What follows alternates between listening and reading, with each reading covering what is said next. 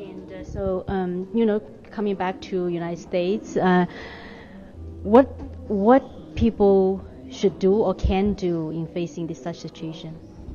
Well, so first of all, I think we need to recognize what's going on, and what people can do is get involved, understand the issues, get involved at a local level in their political system, understand the parties and the candidates, what they're going for, and really try to help move that away from what we have today, which is really this hyper-partisanship.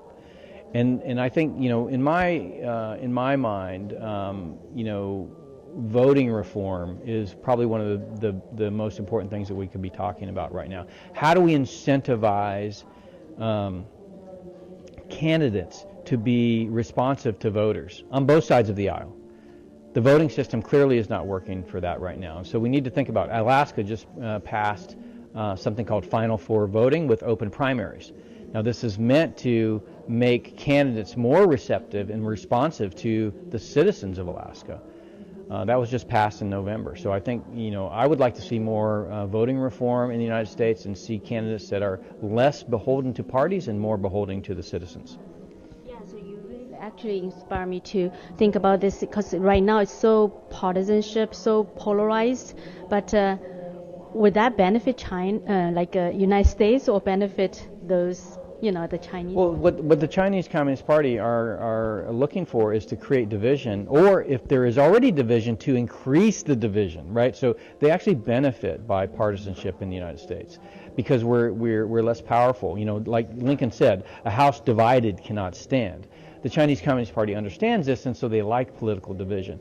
And voting reform really gets at that Achilles heel today of the United States, which is really this idea of hyperpartisanship. So I think we begin to create a system where candidates have to appeal to both sides of the aisle, and I think we're on our way to at least politically having inoculating ourselves from the Chinese Communist Party, but also with regards to economic opportunity, separating our corporations and our financial institutions from being incentivized by the Chinese Communist Party through globalization and the internet is also very important. Yeah, so but the latter part you mentioned, but it sounds so very hard, right? Very hard to do, the decoupling. We did it during the Cold War. And we did it for the same reasons. We knew the Soviet Union would undermine our society through active measures. We knew that. The Chinese Communist Party is no different. Just we forgot. But right now, the Biden administration just saying, President Biden said, I welcome the competition, but it sounds like he still wanted to engage.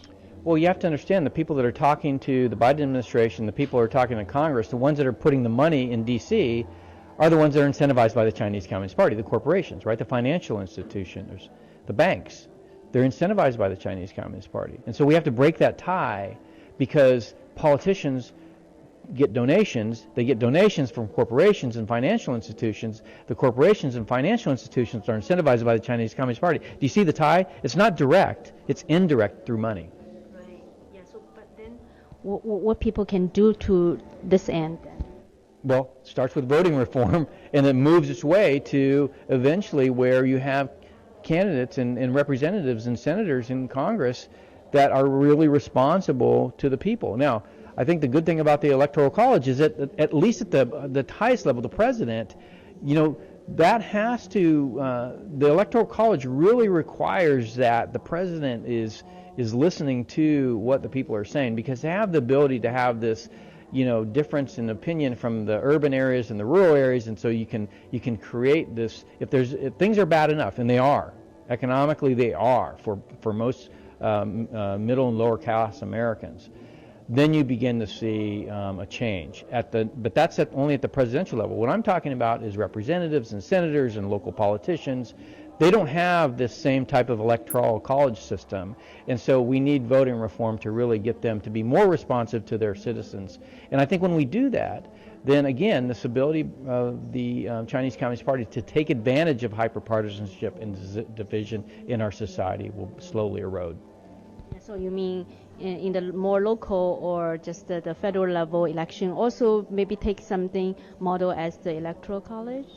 Well, yeah, so I refer people to the politics industry. It's a book by Catherine Gale, who was herself a businesswoman in Wisconsin that realized the politics industry is no different than any other industry, and we really need to ensure that the system really is incentivized by candidates that respond to what the citizens want. And so she wrote a book. It's called The Politics Industry. I highly recommend people read it and look at it. And the two things they recommend are open primaries and final five voting. And it's very, very simple. So, and in fact, Alaska just voted for it this November. It was a young man that they had a paper that came out in 2017, read the paper, and created a campaign, grassroots campaign in Alaska. Now, Alaska is a very, they have the lowest amount of identified voters in terms of party affiliation, right? They're mostly independent. So it's the state was conducive to this idea. But this young man created a campaign, raised money, and then got it passed. And now it's the law in Alaska. And so we're going to see a different kind of candidate come out of Alaska in 2022. Now, from what I understand, at least 10 states in the union are starting to look at this, and maybe more. And we don't need a majority of the states to change. We just need a few of the states to change to begin to change the